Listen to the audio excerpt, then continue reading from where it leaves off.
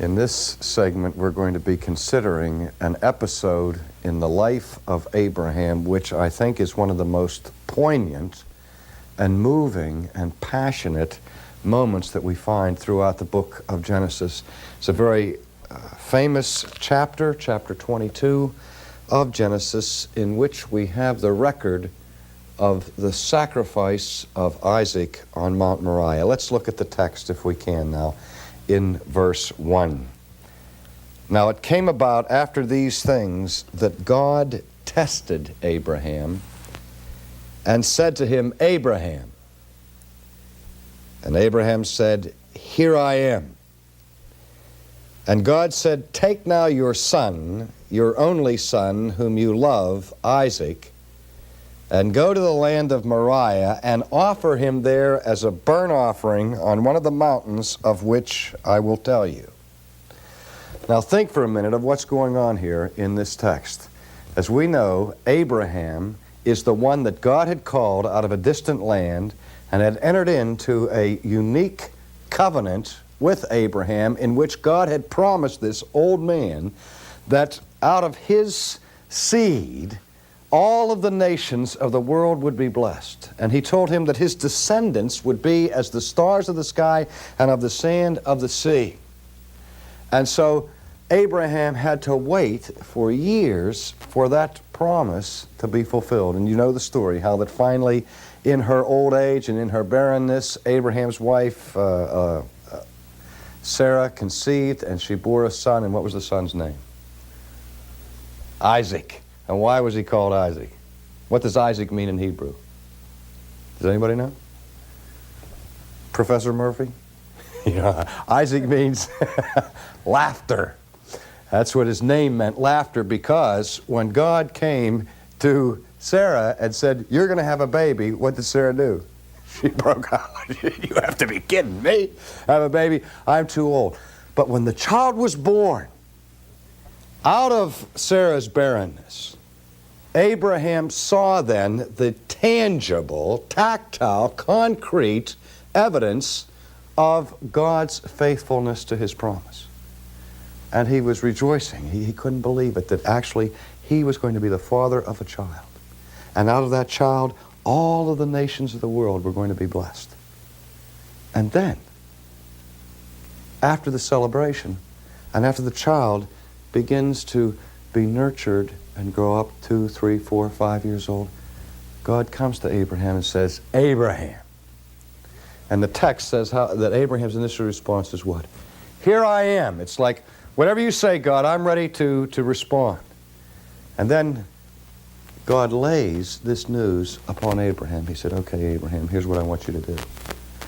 I want you to take your son and take him to Mount Moriah, an offering as a burnt sacrifice. I want you to take your son and kill him as a test of your obedience to me.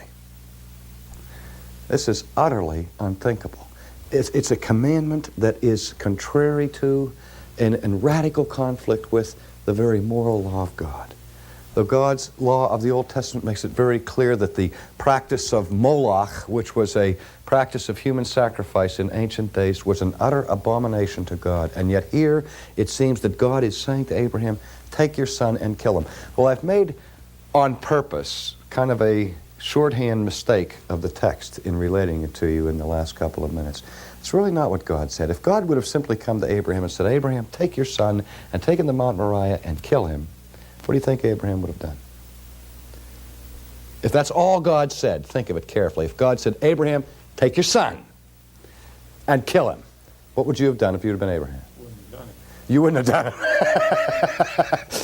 Well, Professor Murphy over here would at least try to be obedient to the divine mandate. Then what would you do? Is there any way, as a lawyer, you could get around that mandate? Well, I'd rationalize it away. How?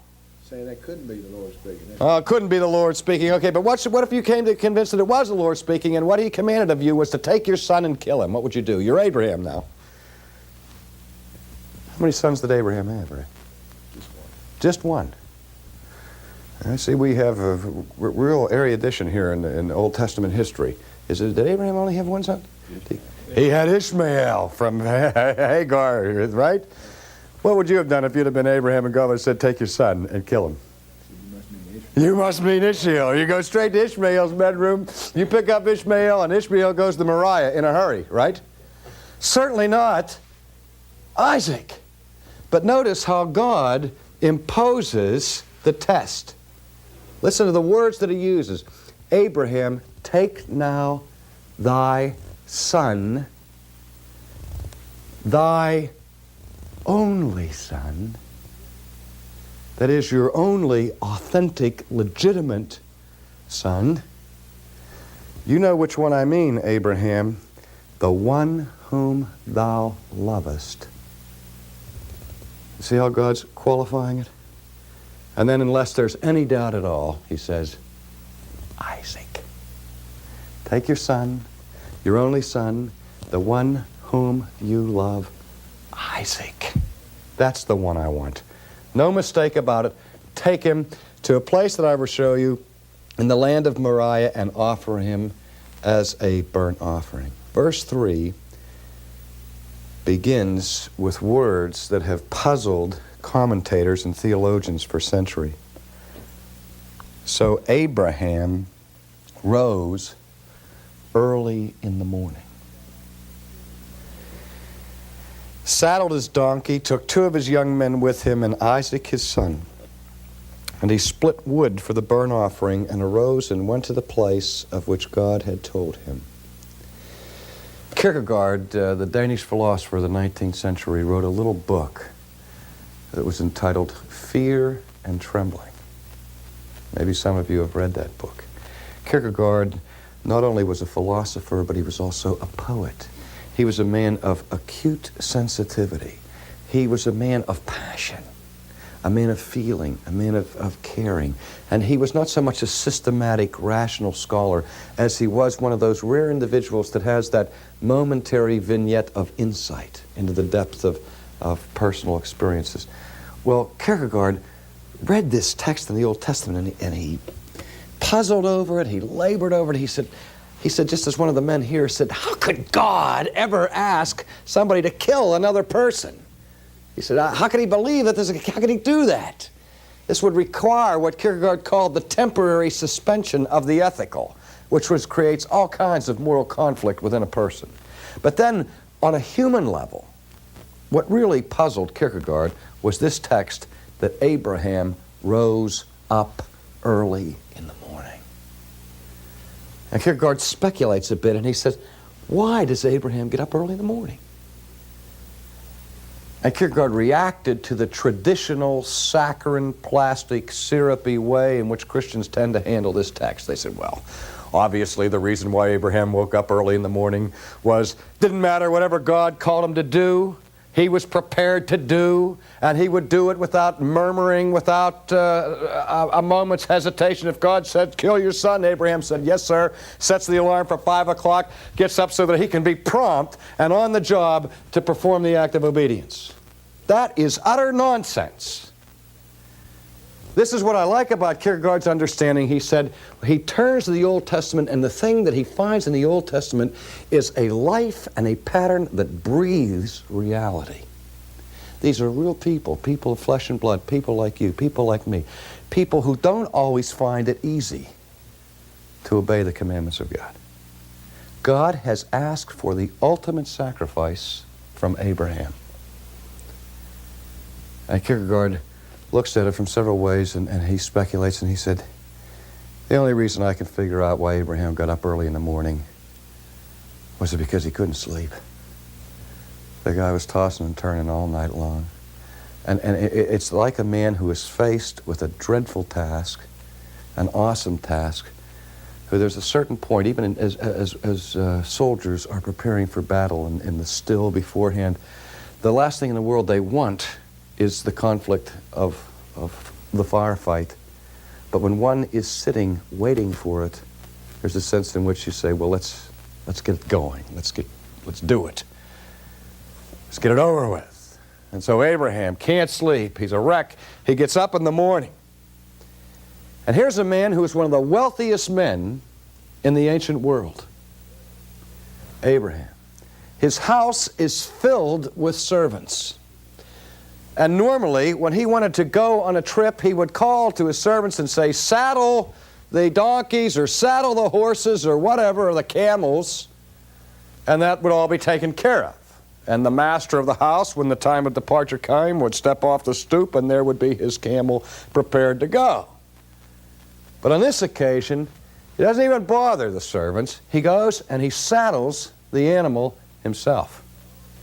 And not only that, he goes out and with his own hands picks up the axe and starts cutting the wood. Again, a menial task that a man of the wealth of Abraham in the ancient Near Eastern world would never touch. But this is something God is calling him to do alone. And so he goes and he picks up the axe and he starts to chop the wood. Now think about it. What's he chopping the wood for? He's cutting that wood for kindling to put on the altar the wood that he's going to ignite that will consume the flesh of his own son. You know, in terms of the pathos, humanly speaking, of what's going through this man's mind, I can hardly conceive of it.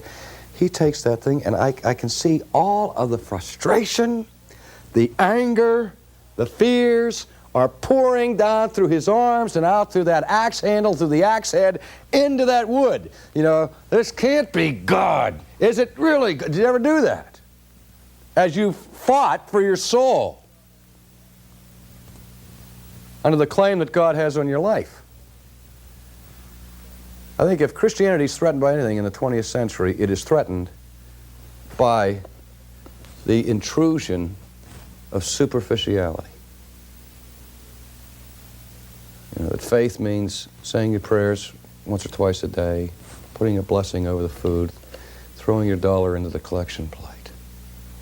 When God is playing for keeps, He wants a man's life. I remember that when I was converted to Christianity, that after I had to face the call of God on my life, that I was miserable wrestling with that call, knowing that there was no going back, that there was no looking back, that God was playing for keeps. And I think I can understand how Abraham was throwing that axe around into the wood. So he starts off, and he went to the place where God had told him, and on the third day, Abraham raised his eyes and saw the place from a distance. Listen to that. Abraham starts walking towards Mount Moriah with his son, with Isaac, and they travel 3 days, and they're still not there.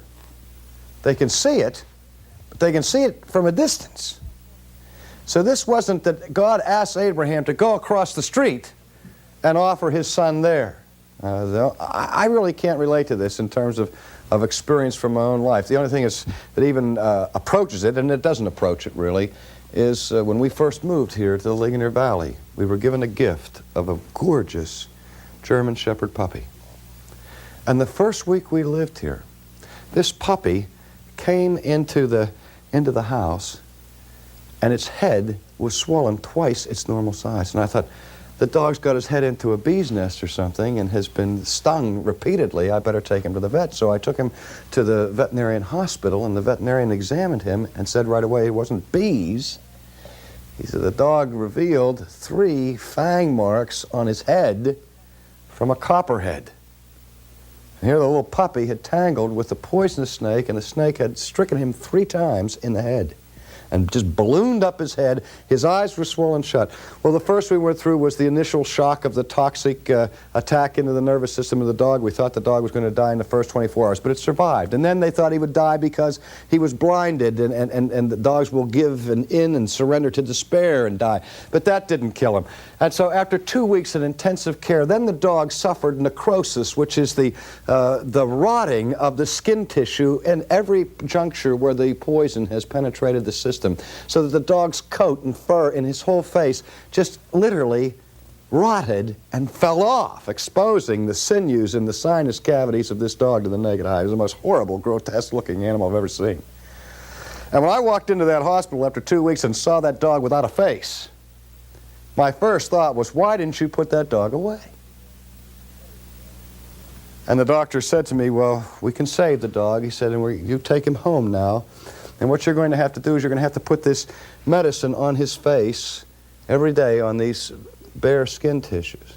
And he gave me gloves. And I brought that dog home, and really he was so ugly I could hardly look at him. And I went into the garage where I kept him because of the stench from the putrefaction of the flesh. And I took this salve with gloves and gingerly applied it to his face, you know, and it was just awful. But the dog responded. I mean, the dog was miserable, and the dog somehow sensed that this was difficult for me to do.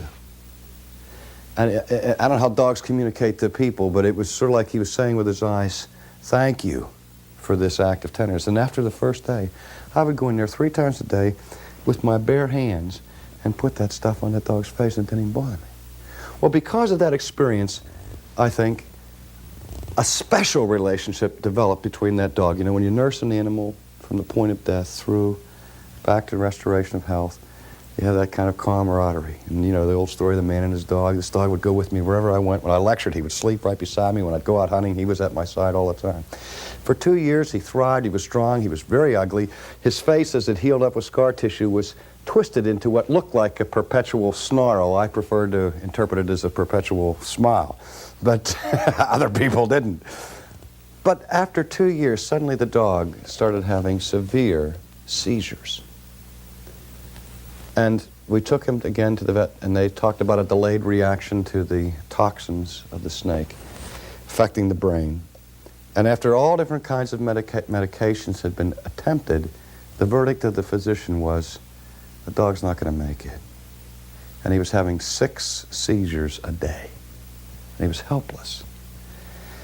And so my wife said to me, we've got to put this dog away. Well, you put a dog away, there are different ways to do it. I could take him out in the backyard, take my deer gun out, and shoot him. It's painless, it's quick, it's fast, and it's very inexpensive.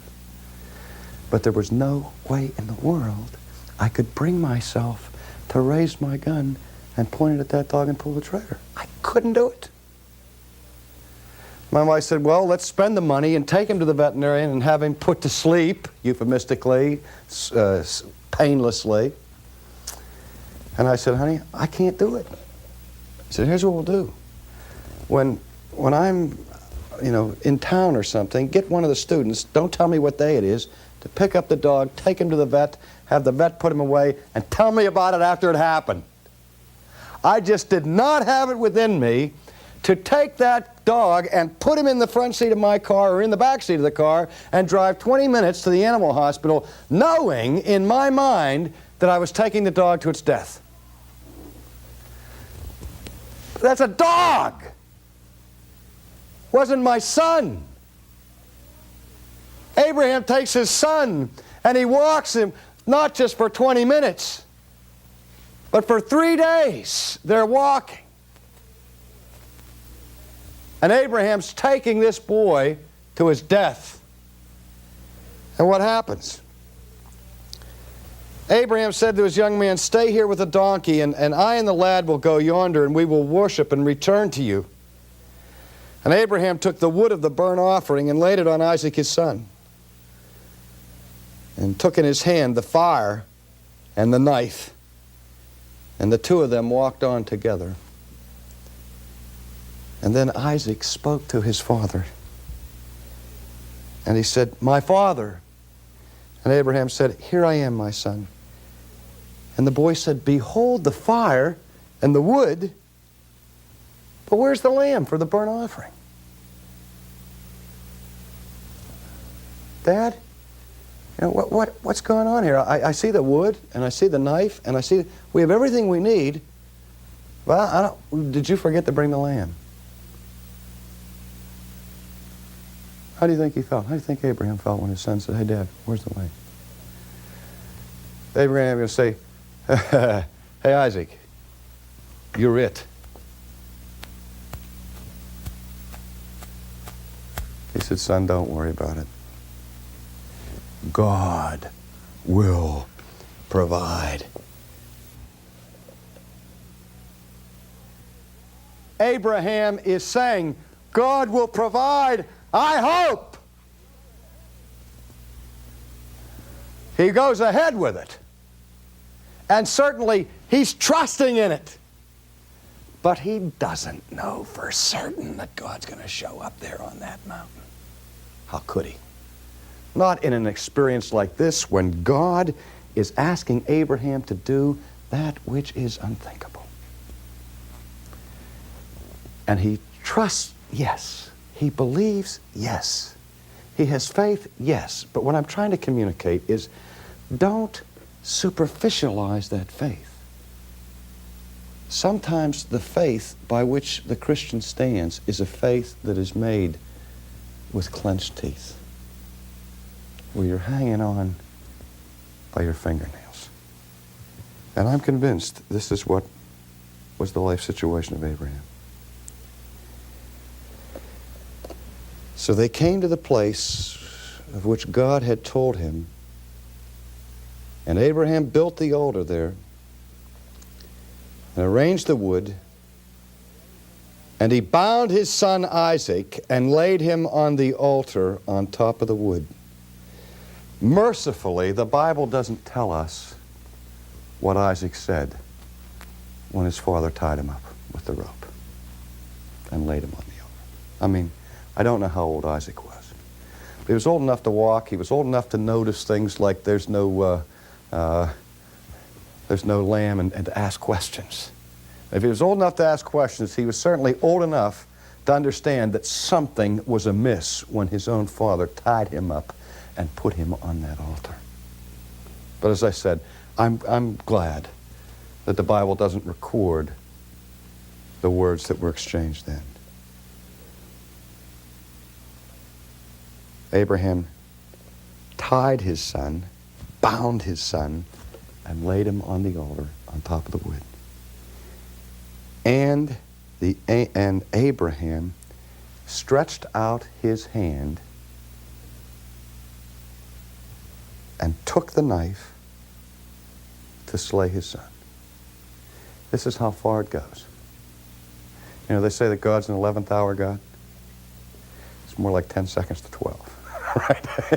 It's not just the last minute, it's the last second. Abraham goes to the very line of obedience. This is why he's the father of the faithful. What I'm saying to you is that his faith was not an easy faith, but it was a trusting faith. He did it. He did what God required him to do. He obeyed. And he obeys right down to the last minute. He ties his son up, as loathsome as it is to himself. He grabs that knife, he raises it up, and he is now ready to do the last act, to plunge that knife into the heart of his son. And at the last possible second, what happens? An angel screams, "Abraham, Abraham, lay not thy hand upon thy son. For now I know that you trust me." Huh? You know what the Guinness Book of World Records is for dropping a knife? The fastest knife drop in history took place. Abraham heard that.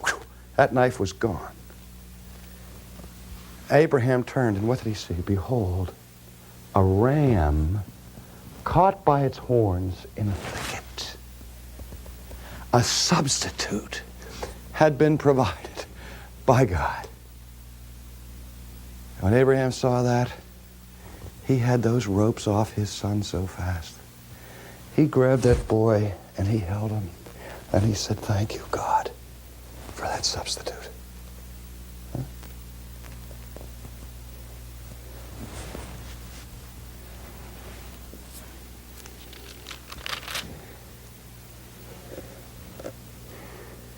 In the mountain of the Lord, it will be provided. And God spoke from heaven and said, "By myself I have sworn, and because you have done this, I will not withhold my promises from you." But we see in this drama, in this historical episode of conflict between a father and his son, the clearest paradigm in the Old Testament of the ultimate act of redemption, don't we? What does the New Testament teach us? You know, every child in Sunday school learns John 3:16, God so loved the world that he gave his Son. What Son? His only Son. The monogenes, the only begotten Son. The Son whom God loved, Jesus. And tradition has it that the very mountain where the cross of Golgotha hung was at the site of this Old Testament place called Moriah. That the parallels, one after another, God takes his own Son and takes him to a mountain to slay him, right? The same story is rehearsed, only with one distinctive difference. What is it? When God raised his hand over Jesus, nobody hollered, stop. Nobody stopped it. And God took the knife and plunged it through the heart of his Son. He spared nothing. That's the basis of our redemption, the kind of God that we serve, that will kill his own Son so that you can live and that I can live. And it's the kind of faith that we're to have, is the faith of Abraham. To trust him, if it means hanging on by our fingernails, in blood, if it means going to Moriah. And I'll tell you this, dear friends, I don't think there's ever been a Christian who hasn't been called at some point in his Christian life to some kind of Mount Moriah experience, where God puts us to the test.